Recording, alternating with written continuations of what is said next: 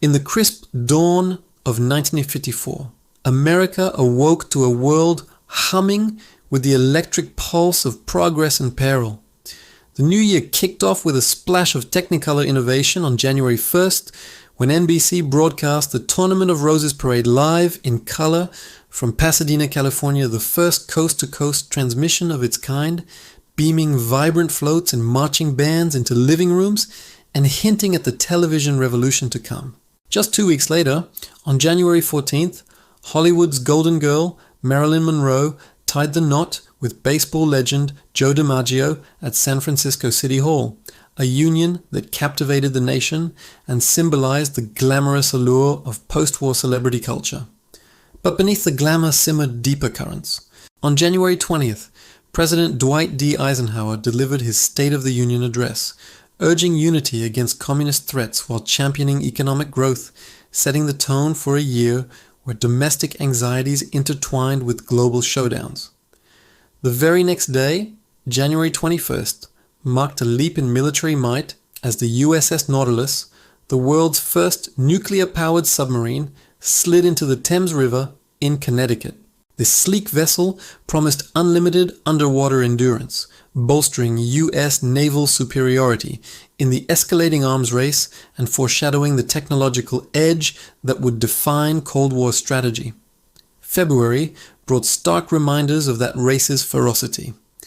On February 2nd, Eisenhower publicly confirmed the detonation of the world's first hydrogen bomb, a 1952 test whose power dwarfed Hiroshima, underscoring America's resolve to outmatch Soviet nuclear ambitions. 8 days later, on February 10th, the president cautioned against direct US intervention in Vietnam's brewing conflict, a prescient warning as French colonial forces faltered against Viet Minh insurgents. Yet by April 21st, American planes were ferrying French troops to the front lines, a reluctant first step into the quagmire that would consume a generation. Scientific frontiers expanded amid these tensions. On February 15th, the Bevatron particle accelerator roared to life at the University of California, Berkeley, smashing atoms to probe the universe's building blocks and fueling the atomic age's intellectual fire. Nuclear tests intensified. February 28 saw an atmospheric blast at Bikini Atoll, but March 1st delivered the thunderous Castle Bravo, a 15-megaton hydrogen bomb that vaporized an atoll and irradiated nearby islands, its fallout a grim lesson in the bomb's uncontrollable reach. This test not only escalated the arms race, but also heightened public fears of nuclear winter, prompting Eisenhower to push for international arms control talks. Domestic shocks jolted the homeland too. On March 1st, 4 Puerto Rican nationalists unleashed gunfire in the U.S. House of Representatives, wounding 5 lawmakers in a bold cry for independence that exposed fractures in America's island territories. Meanwhile, the Red Scare gripped Washington. On March 11th, the Army accused Senator Joseph McCarthy of extortion for pressuring officials, igniting televised hearings that would expose his tactics. By April 13th, physicist J. Robert Oppenheimer faced betrayal as the Atomic Energy Commission branded him a security risk over alleged communist ties, stripping the father of the atomic bomb of his clearance and chilling scientific dissent. April bloomed with milestones of resolve and renewal. The U.S. Air Force Academy was founded in Colorado Springs on April Fest, training a new generation of airmen to safeguard the skies.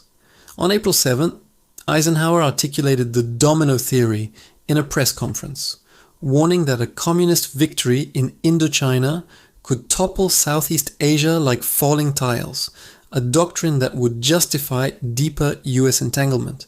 Innovation sparked hope. April 25th unveiled the first practical silicon solar cell at Bell Labs, capturing sunlight with 6% efficiency and planting seeds for renewable energy. The very next day, April 26, mass trials of Jonas Salk's polio vaccine began in Virginia, injecting 1.8 million children nationwide by year's end, and slashing the crippling disease that had terrorized summers for decades. The hearings against McCarthy captivated the nation through April and May, broadcast live to 20 million viewers. On June 9th, Army Counsel Joseph Welch's piercing question, "Have you no sense of decency, sir?" sealed the senator's fate, eroding his witch hunt credibility and leading to his Senate censure in December. This purge of McCarthyism restored faith in fair play, reminding Americans that fear could not trump justice. May 7 brought a seismic shift abroad. French forces surrendered at Dien Bien Phu after a brutal 55-day siege, ending their Indochina empire and thrusting the US into diplomatic fires.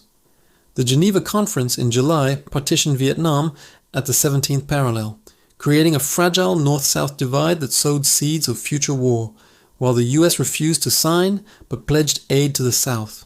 To counter communism's spread, Secretary of State John Foster Dulles forged SEATO on September 8th, a Southeast Asia treaty organization allying 8 nations against Red expansion, echoing NATO's model. Back home, May 17th etched an indelible mark on equality. In Brown v. Board of Education, the Supreme Court unanimously declared school segregation unconstitutional, overturning separate but equal and igniting the civil rights movement. Though implementation lagged, this ruling empowered activists and challenged the Jim Crow South, transforming the nation's moral landscape. Summer's heat wave of change cooled with cultural breezes. Bill Haley and his Comets unleashed Rock Around the Clock in July, its pounding rhythm birthing rock and roll and electrifying youth rebellion. In England, Roger Bannister shattered the 4-minute mile on May 6th, inspiring American runners and symbolizing human limits defeat. The first Newport Jazz Festival swung into life in August, drawing crowds to Rhode Island's shores and cementing jazz's enduring legacy. Geopolitical maneuvers continued. June's US-backed coup ousted Guatemala's reformist president Jacobo Arbenz, installing a regime friendly to United Fruit Company interests and stamping out perceived communist footholds in America's backyard. This covert operation, later dubbed Operation PB Success, heightened Latin American distrust of Yankee imperialism. Autumn harvested triumphs on diamond fields. On October 2nd, the New York Giants swept the Cleveland Indians 4-0 in the World Series. Willie Mays' over-the-shoulder catch, a highlight etched in baseball lore. Hurricane Hazel battered the East Coast on October 15th, claiming 95 lives, but spurring federal disaster aid reforms. November closed a chapter on November 12th, as Ellis Island's gates shut after processing 12 million immigrants, its echoing halls a poignant end to an era of open dreams. Sports crowned more heroes. On December 4th, the Cleveland Browns edged the Detroit Lions for the NFL title, while college football's Oklahoma Sooners marched undefeated. As 1954 faded, McCarthy's December censure purged extremism from politics, polio's vaccine heralded health's dawn, and Brown's promise lit equality's path. Yet abroad, Vietnam's partition and Guatemala's shadow loomed, binding America's fate to a turbulent globe. This year of fusion, atoms split, barriers broken, alliances forged, propelled the US into an era where innovation wrestled ideology, leaving legacies that echo today.